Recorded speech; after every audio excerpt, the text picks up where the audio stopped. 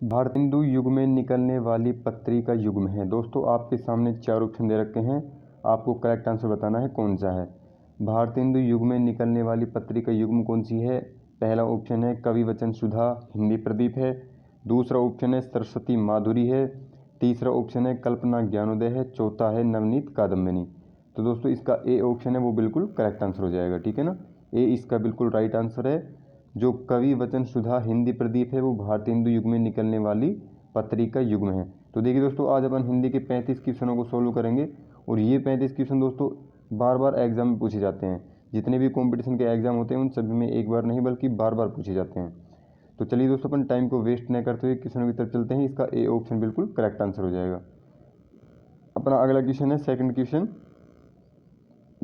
है दोस्तों, तद्भव पत्रिका के संपादक का नाम है? लीलाधर जगूड़ी है, विश्वनाथ प्रसाद तिवारी है, हरे प्रकाश उपाध्याय है या अखिलेश है? तो इसका करेक्ट आंसर दोस्तों अखिलेश हो जाएगा, ठीक है ना। जो तद्भव पत्रिका के संपादक पूछे तो अखिलेश इसका बिल्कुल करेक्ट आंसर है। अपना अगला क्वेश्चन देखते हैं दोस्तों, तीसरा क्वेश्चन है दोस्तों, सूर सागर किस भाषा की रचना है? तो सूर सागर दोस्तों आप सभी को पता होगा अवधी की है, बुंदेली की, ब्रज की है, छत्तीसगढ़ी की। तो सूर सागर है वो ब्रज भाषा की है, ठीक है ना। सूर सागर क्या है? सूर सागर एक रचना है और कौन सी भाषा में लिखी गई है? तो ब्रज भाषा में लिखी गई है। ब्रज भाषा इसका बिल्कुल करेक्ट आंसर हो जाएगा। अपना अगला क्वेश्चन देखते हैं दोस्तों। अगला चौथा क्वेश्चन है अपना, निम्न में से किस देश में हिंदी भाषा का प्रयोग लिखने एवं बोलने के लिए किया जाता है? आपके सामने दोस्तों 4 ऑप्शन है, ऑस्ट्रेलिया, दक्षिण अमेरिका, पाकिस्तान या मॉरिशस। तो मॉरिशस इसका दोस्तों बिल्कुल करेक्ट आंसर हो जाएगा। मॉरिशस है वो दोस्तों अफ्रीका का जो दक्षिणी है, जो अफ्रीका महाद्वीप है उसके दक्षिण छोर में बसा हुआ देश है, ठीक है ना, मॉरिशस। तो मॉरिशस क्या है कि यहाँ पे सबसे ज़्यादा दोस्तों क्या है, सबसे ज़्यादा हिंदी भाषा का प्रयोग लिखने एवं बोलने के लिए किया जाता है, ठीक है। आपसे पूछे विश्व में सबसे अधिक हिंदी का लिखने एवं बोलने में प्रयोग किस देश में होता है? तो मॉरिशस इसका बिल्कुल करेक्ट आंसर हो जाएगा, ठीक है। अपना अगला क्वेश्चन देखते हैं। अगला 5वां क्वेश्चन है अपने दोस्तों, निम्न में से कौन सा रासो आल्हा खंड के नाम से प्रसिद्ध है? आपके सामने दोस्तों 4 ऑप्शन है, पृथ्वीराज रासो, खुमान रासो या फिर परमाल रासो या बीसल देव रासो। तो दोस्तों परमाल रासो इसका बिल्कुल करेक्ट आंसर हो जाएगा। ऑप्शन नंबर सी इसका बिल्कुल राइट आंसर है, ठीक है ना। अपना अगला क्वेश्चन देखते हैं। आज दोस्तों अपन क्या है कि प्रैक्टिस करेंगे, ठीक है, क्वेश्चनों की।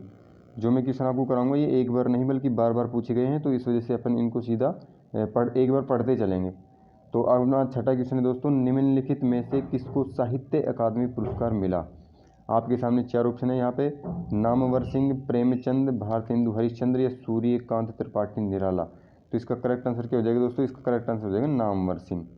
ए ऑप्शन इसका दोस्तों बिल्कुल करेक्ट आंसर हो जाएगा। किसको साहित्य अकादमी पुरस्कार मिला है? तो नामवर सिंह को साहित्य अकादमी पुरस्कार मिला है। अपना अगला क्वेश्चन देखते हैं। अगला क्वेश्चन है, निम्नलिखित में से कौन अष्टछाप कवि है? अष्टछाप कवि कौन से दोस्तों आप सभी को पता होगा अष्टछाप कवि कौन से हैं? तो इसका करेक्ट आंसर क्या हो जाएगा दोस्तों? सूरदास हो जाएगा, ठीक है ना। सूरदास इसका बिल्कुल करेक्ट आंसर हो जाएगा। अष्टछाप के कवि कौन है? तो सूरदास जी हैं। आपके सामने मीराबाई था, सूरदास था, रसखान था, विद्यापति था, तो सूरदास इसका राइट आंसर हो जाएगा। अपना अगला क्वेश्चन देखते हैं, 8वें नंबर का क्वेश्चन दोस्तों, इनमें से कौन भक्तिकालीन कवि नहीं है? तो भक्तिकालीन कौन सा नहीं है दोस्तों कवि? सूरदास, कबीरदास, तुलसीदास या बिहारी। तो बिहारी इसका दोस्तों बिल्कुल करेक्ट आंसर हो जाएगा। बिहारी है वो भक्तिकालीन कवि नहीं है। सूरदास भी भक्तिकालीन है, कबीरदास भी भक्तिकालीन है और तुलसीदास भी भक्तिकालीन है।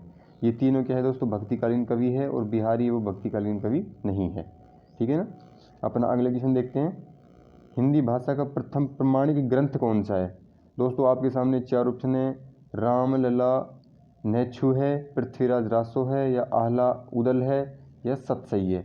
आपसे पूछा है हिंदी भाषा का प्रथम प्रमाणिक ग्रंथ।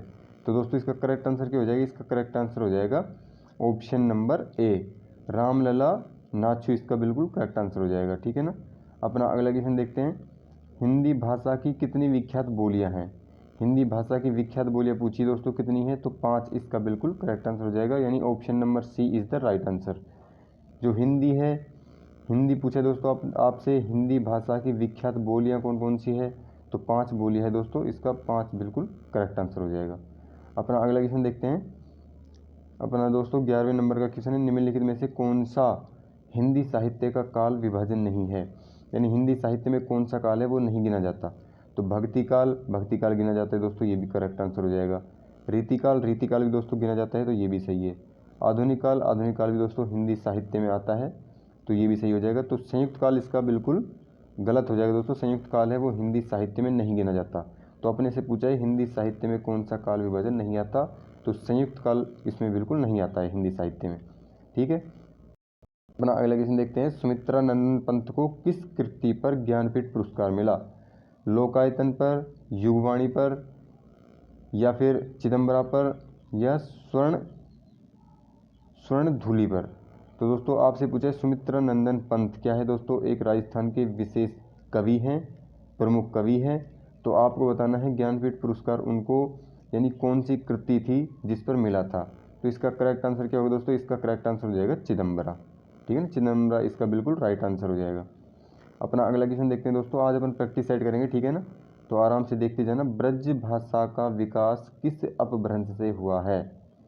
तो दोस्तों ये तो शॉर्ट सैनी आप सभी को पता होगा, शॉर्ट सैनी इसका बिल्कुल करेक्ट आंसर हो जाएगा, यानी ऑप्शन नंबर डी इसका राइट आंसर है। ब्रज क्या है? ब्रज दोस्तों भाषा है, उसका विकास किस अपभ्रंश से हुआ है? तो शॉर्ट सैनी अपभ्रंश से हुआ है। ठीक है, अपना 14वां क्वेश्चन देखते हैं। पृथ्वीराज रासो किस काल की रचना है? आदिकाल की, रीतिकाल की, भक्ति काल की, या आधुनिक काल की? पृथ्वीराज रासो पूछा है दोस्तों, तो ये आ जाएगी आदिकाल की। ठीक है ना, ऑप्शन नंबर ए इसका बिल्कुल करेक्ट आंसर हो जाएगा। पृथ्वीराज रासो क्या है? चंद्रबरदाई ने लिखी थी, और ये कौन से काल की? तो आदिकाल की रचना है। ठीक है ना, पृथ्वीराज रासो, तो आदिकाल इसका बिल्कुल करेक्ट आंसर हो जाएगा। अपना 15वां क्वेश्चन है। दिए गए विकल्पों में से निर्गुण भक्ति काव्य के प्रमुख कवि कौन हैं? दोस्तों आपसे पूछा है निर्गुण पूछा है आपसे, और पूछा है प्रमुख कवि यानी भक्ति काव्य के प्रमुख कवि कौन हैं? सूरदास, कबीर, तुलसीदास, या केशव? तो कबीर इसका बिल्कुल करेक्ट आंसर हो जाएगा। कबीर है वो निर्गुण भक्ति काव्य के प्रमुख कवि हैं। ठीक है, अपना अगला क्वेश्चन देखते हैं। अगला क्वेश्चन है दोस्तों, भारतवर्ष के लिए हिंदी भाषा का नाम सबसे पहले किसने सुझाया? आपके सामने दोस्तों चार ऑप्शन है। रविंद्रनाथ टैगोर, मदन मोहन मालवीय, या फिर राजा राम मोहन राय, या महात्मा गांधी? तो इसका दोस्तों ए ऑप्शन बिल्कुल करेक्ट हो जाएगा। रविंद्रनाथ टैगोर है, उसने सबसे पहले जो हिंदी है, हिंदी भाषा का नाम सबसे पहले उन्होंने सुझाया था, यानी उन्होंने हिंदी भाषा का सबसे पहले यूज किया था, हिंदी भाषा जो नाम है उसका यूज किया था। ठीक है ना, तो रविंद्रनाथ टैगोर इसका बिल्कुल करेक्ट आंसर हो जाएगा। अपना अगला क्वेश्चन देखते हैं दोस्तों, 17वें नंबर का क्वेश्चन है। मर्यादा किस युग में प्रसिद्ध पत्रिका है? मर्यादा दोस्तों किस युग में की पत्रिका है, आपको बताना है। आपके सामने दोस्तों चार ऑप्शन दे रखे हैं। भारतेंदु युग की है, छायावाद युग की है, द्विवेदी युग की है, या छायावादोत्तर युग की है? तो दोस्तों इसका द्विवेदी युग बिल्कुल करेक्ट आंसर हो जाएगा, यानी द्विवेदी युग इसका राइट आंसर है। ठीक है ना, द्विवेदी युग ऑप्शन नंबर सी इसका राइट आंसर हो जाएगा। अपना अगला क्वेश्चन देखते हैं। ज़्यादातर भारतीय भाषाओं का विकास किस लिपि से हुआ है? तो दोस्तों आप सभी को पता होगा, ये तो खरोष्टी लिपि इसका बिल्कुल, खरोष्टी नहीं बल्कि ब्राह्मी लिपि होगा दोस्तों इसका। ठीक है ना, ब्राह्मी लिपि इसका राइट आंसर हो जाएगा, यानी ऑप्शन नंबर डी इसका राइट आंसर है। आपसे पूछा था अधिकतर भारतीय भाषाओं का विकास है वो किस लिपि से हुआ है? तो ब्राह्मी लिपि से हुआ है। ब्राह्मी लिपि दोस्तों इसका बिल्कुल करेक्ट आंसर हो जाएगा। अपना 18वें नंबर का क्वेश्चन है। भारोपीय शब्द किस भाषा से संबंधित है? भारोपीय पूछा है दोस्तों संस्कृत से, लौकिक संस्कृत से, हिंदी से, या अंग्रेजी से? तो सभी को पता है हिंदी से है। ठीक है ना, हिंदी के क्वेश्चन पूछ रहा हूँ तो मैं हिंदी का क्वेश्चन ही डालूंगा, ये भी आपको पता होगा, तो हिंदी इसका बिल्कुल करेक्ट आंसर हो जाएगा। अपना अगला क्वेश्चन है दोस्तों, इन सभी भाषाओं में से कौन सी भाषा संस्कृत भाषा की अपभ्रंश है? दोस्तों संस्कृत भाषा की अपभ्रंश पूछी है, खड़ी बोली है, पाली है, तेलुगु है, तो ब्रज भाषा है? तो दोस्तों इसका करेक्ट आंसर हो जाएगा पाली। ठीक है ना, पाली है, पाली भाषा है वो संस्कृत भाषा की अपभ्रंश मानी जाती है। ऑप्शन नंबर बी इसका राइट आंसर हो जाएगा। अपना अगला क्वेश्चन देखते हैं दोस्तों, 21वें नंबर का। मराठी भाषा कौन सी लिपि में लिखी जाती है? तो देवनागरी लिपि इसका बिल्कुल करेक्ट आंसर हो जाएगा। देवनागरी लिपि है दोस्तों, देवनागरी लिपि में जो अपनी हिंदी है, हिंदी की लिपि कौन सी कहलाती है? तो देवनागरी है हिंदी की लिपि कहलाती है। अगर आपसे पूछे देवनागरी के अक्षर होते हैं वो क्या कहलाते हैं? तो देवनागरी के अक्षर दोस्तों मुड़िया कहलाते हैं। ठीक है ना, क्या कहलाते हैं? मुड़िया। और मराठी भाषा कौन सी लिपि में लिखी जाती है? तो देवनागरी लिपि इसका बिल्कुल करेक्ट आंसर हो जाएगा। अपना अगला क्वेश्चन देखते हैं।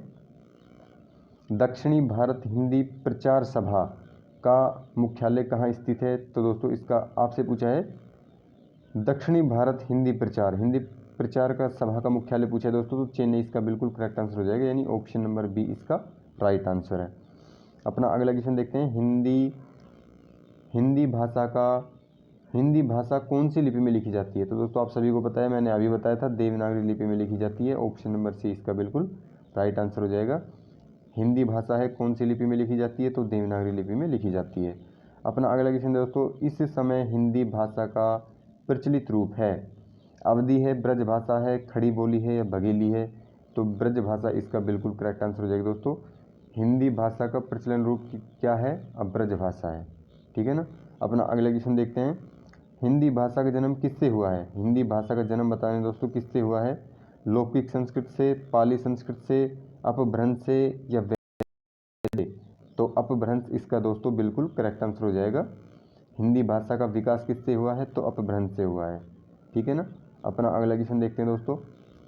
अपना अगला क्वेश्चन है, निम्नलिखित में से कौन सी भाषा काव्य भाषा के रूप में प्रसिद्ध है? तो काव्य भाषा के रूप में दोस्तों आप सभी को पता होगा ब्रज भाषा इसका बिल्कुल करेक्ट आंसर हो जाएगा।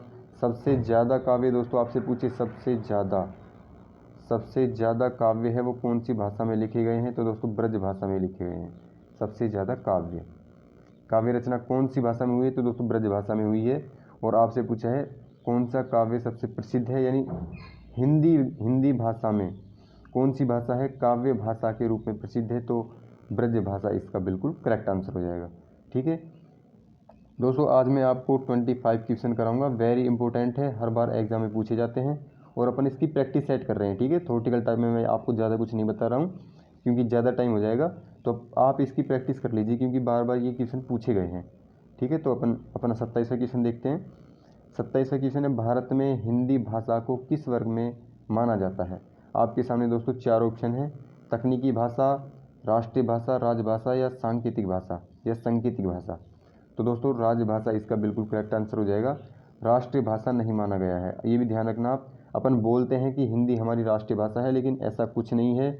जो संविधान के अकॉर्डिंग यानी संवैधानिक यानी संविधान में दोस्तों हिंदी को कोई भी राष्ट्रीय भाषा नहीं बताया गया है, बल्कि हिंदी क्या है? राजभाषा है, यानी अपने राज्य की भाषा है, ठीक है ना।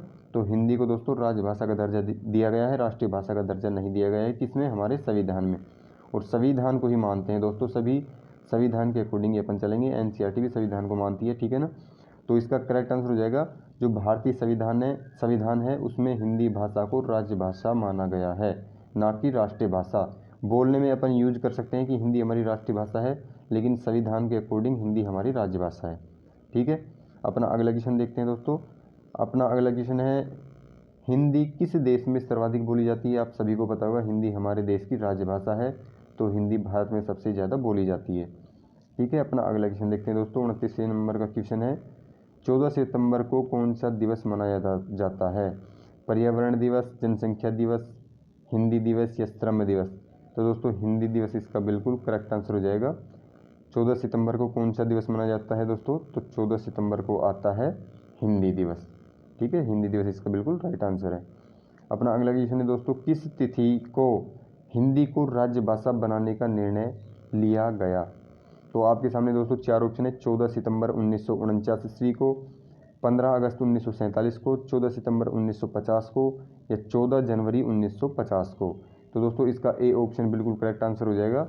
एक ही हो जाएगा क्योंकि 14 सितंबर को तो दोस्तों हिंदी दिवस मनाया जाता है, तो इस वजह से अगस्त भी नहीं हो सकता और जनवरी भी नहीं हो सकता, क्योंकि हिंदी पूछा है आपको, राजभाषा बनाने का निर्णय लिया गया, तो हिंदी दिवस मनाया जाता है 14 सितंबर को।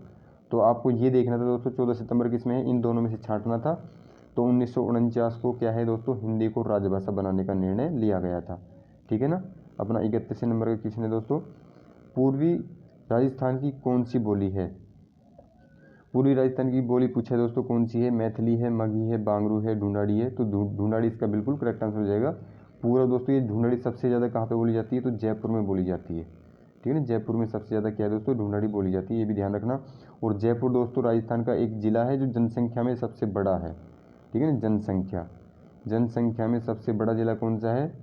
तो जनसंख्या में सबसे बड़ा ज़िला हो जाएगा जयपुर, ठीक है ना। और सबसे छोटा जिला पूछे तो जनसंख्या में सबसे छोटा जिला हो जाएगा जैसलमेर।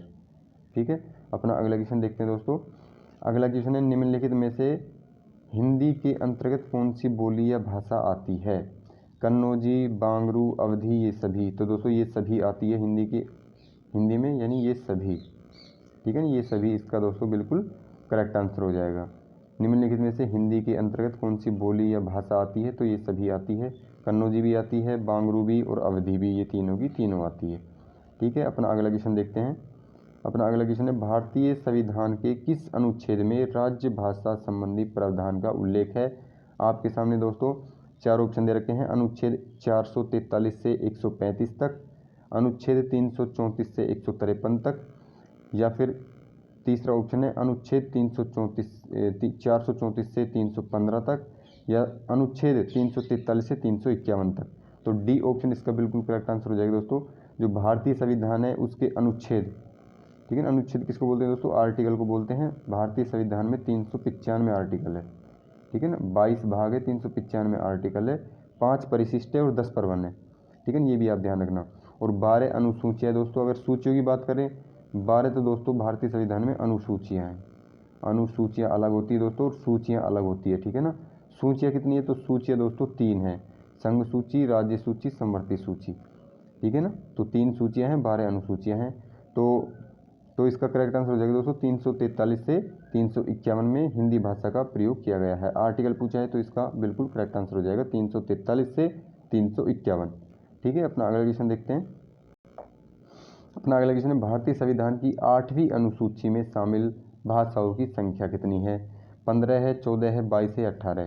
तो दोस्तों इसका करेक्ट आंसर हो जाएगा ऑप्शन नंबर सी 22।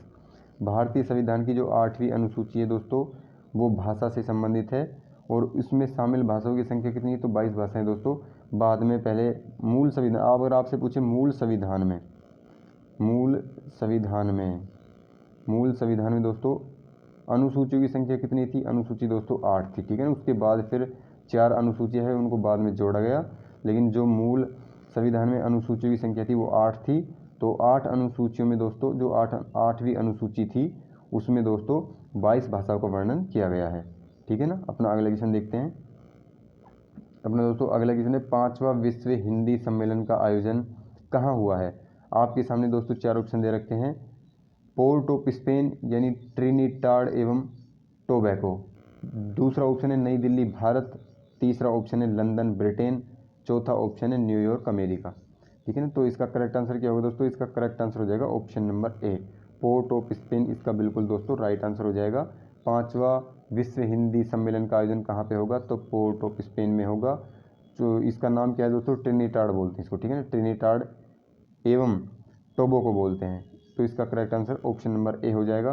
देखिए दोस्तों, अगर आपको वीडियो अच्छी लगे तो दोस्तों प्लीज़ वीडियो को लाइक, शेयर, कमेंट और सब्सक्राइब जरूर करके जाना। और दोस्तों ये मैंने 35 क्वेश्चन कराए हैं आपको, मैंने ज़्यादा तो विस्तार से कुछ नहीं समझाया है, मैंने ओनली आपको प्रैक्टिस सेट के तौर पर ये कराए हैं। ठीक है ना, तो आपकी 35 क्वेश्चनों की प्रैक्टिस बिल्कुल अच्छी हो गई होगी और एक बार नहीं बल्कि बार बार पूछे गए क्वेश्चन है ये। ठीक है, तो दोस्तों आप कमेंट बॉक्स में कमेंट करके भी बताना कि आपके कितने क्वेश्चनों में से कितने क्वेश्चन राइट हुए हैं, यानी 35 क्वेश्चनों में से आपके कितने क्वेश्चन राइट हुए हैं वो आपको कमेंट बॉक्स में कमेंट करके भी बताना है। और दोस्तों वीडियो को लाइक ज़रूर करना है। आपको लाइक नहीं करते यार तुम, ना सब्सक्राइब करते, इतनी मेहनत से प्रश्नोत्तरी बनाते हैं यार, फिर भी तुम लाइक नहीं करते। तो लाइक करना है आपकी बार, चाहे कुछ भी हो जाए। वीडियो को लाइक, शेयर, सब्सक्राइब, कमेंट भी करना है। ठीक है, और दोस्तों के पास शेयर भी करना है।